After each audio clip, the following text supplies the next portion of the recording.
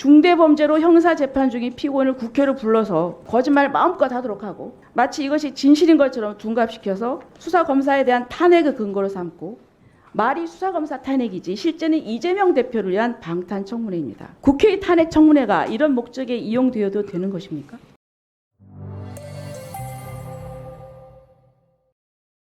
국민의힘 조배수 의원입니다.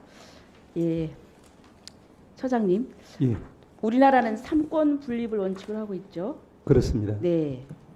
그리고 또 재판의 경우에 불만이 있으면 예, 항소를 하거나 상고를 해서 다투지 않습니까? 예, 네, 3심제이죠. 예.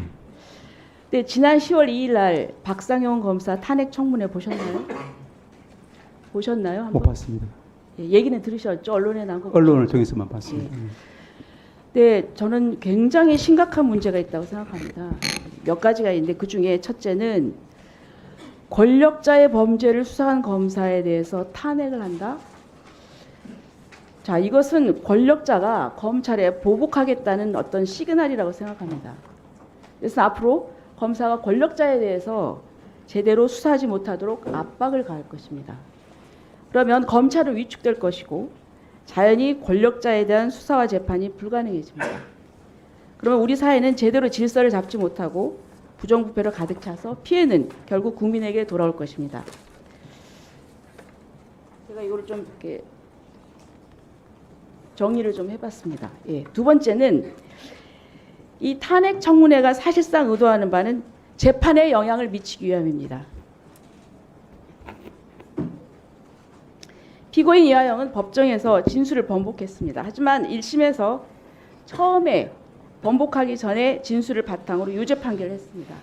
그래서 처음 진술이 회유에 의한 허위 진술이라고 강변을 했지만 이제 그거는 받아들여지지 않았습니다. 근데 다시 똑같은 이것을 이 국회 청문회에 와서 반복을 하는 것입니다.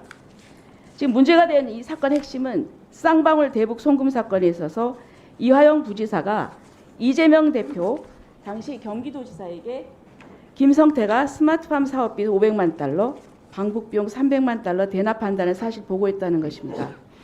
그럴 경우에 이재명 대표에게 정치자금법 그리고 외환관리법 위반이 유죄로 인정이 되는 것입니다. 상당히 중죄입니다. 근데 이화영 경기부지사는 6월 30일 날 23년 6월 30일 날 수원지검에서 조사받을 때 이재명 대표에게 보고를 했다고 진술을 했습니다.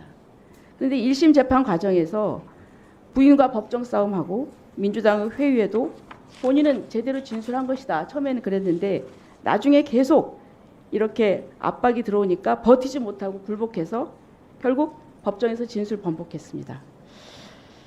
그런데 이화영 피고인은 첫 번째 진술이 허위인데 그것이 술, 연호 그리고 여러 가지 압박에 의해서 회유를 받아서 허위 진술한 것이다. 그런데 이렇게 그럼 회유를 받은 시점이 언제냐? 처음에는 6월 30일이라고 했다가 다른 증거가 나오니까 날짜가 6월 28일, 7월 3일, 7월 5일로 날짜도 바뀝니다. 그리고 또 술을 마셨다고 했다가 나중에는 술을 마시지 않았다고 그 음주 여부도 이렇게 진술이 다릅니다. 근데 어쨌든 결론에서 1심에서 유죄로 결론이 났습니다. 이 재판부는 진술 번복하는 과정을 다 지켜봤고 그리고 또 다른 증거들을 면밀히 조사했습니다. 유죄로 인정받아서 합계 9년 6월에 실형이 선고된 것입니다. 그런데 중대범죄로 형사재판 중인 피고인을 국회로 불러서 전 국민에게 생중계되는 회의장에서 거짓말 마음껏 하도록 하고 마치 이것이 진실인 것처럼 둔갑시켜서 수사검사에 대한 탄핵의 근거로 삼고 또 앞으로 있을 피고인 이화영에 대한 항소심 재판이나 그리고 또 이재명 대표의 쌍방울 대표 송금 사건에 유리한 여건을 만들기 위한 사전 포석이라고 생각됩니다. 말이 수사검사 탄핵이지 실제는 이재명 대표를 위한 방탄청문회입니다. 국회의 탄핵청문회가 이런 목적에 이용되어도 되는 것입니까? 자, 그리고 셋째, 재판 중인 피고인이 자신이 진술을 번복했는데 회유를 받아서 그랬다. 이렇게 일방적으로 변명할 수 있는 기회의 장을 열어주었습니다. 이것은 국회에서 다시 또 재판을 한 것인데 국회로 법정을 옮겨가지고 제2의 사법부 역할을 한 것입니다. 그렇다면 우리 헌법이 정한 재판은 법원에서 한다. 이런 삼권 분립 원칙을 무너뜨리고 3심제를 4심제, 5심제로 뒤바꾼 것하고 다름이 없습니다. 걱정이 되는 것은 앞으로 다수당이 재판 결과에 불만을 가지게 되면 언제든지 법원에서 재판 시작 전, 진행 중, 확정된 후를 가리지 않고 국회 내에서 재판을 열 수 있게 되는 것입니다.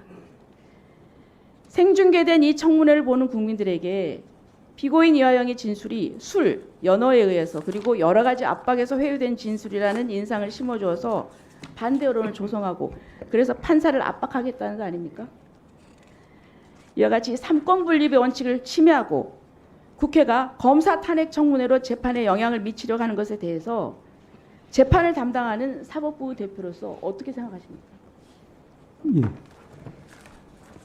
말씀하신 이제 삼권 분립, 권력 분립 원칙 하에서 입법부, 행정부, 사법부가 각자의 권한을 합리적이고 이제 적법하게 행사하는 것이 필요하다고 생각합니다.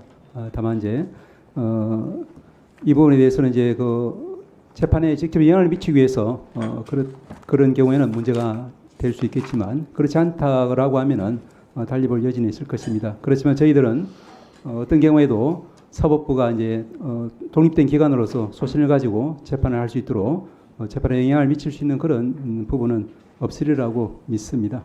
그리고 또한 이제 관련 절차 진행할 때 가급적이면은 형사재판의 경우에는 이제 집중심리, 공판 중심주의에서 이루어지는 것이 저희 사법부가 바라는 바다라는 정도를 말씀드릴 수는 있겠습니다. 그러니까 제가 우려하는 거는 이제 법률 전문가들은 이제 그 전문가잖아요. 그러니까 어떤 법률을 알고 그런데 지금 이렇게 청문회에서 일방만 나와가지고 상대방의 검사가 어떤 그 서로 뭐 반박을 하거나 다른 것을 이 공정한 토론이 아니라 일방적으로만 하는 경우에 국민들이 이걸 오해를 한다는 겁니다. 그래서 만약에 재판 결과가 그것과 다르게 나왔을 때 거기에 대해서 국민들이 납득을 못하게 하는 그런 게 되거든요. 그게 굉장히 저는 위험하다고 생각합니다. 그래서 저는 이런 탄핵 청문회는 정말 앞으로 있어서는 안 돼야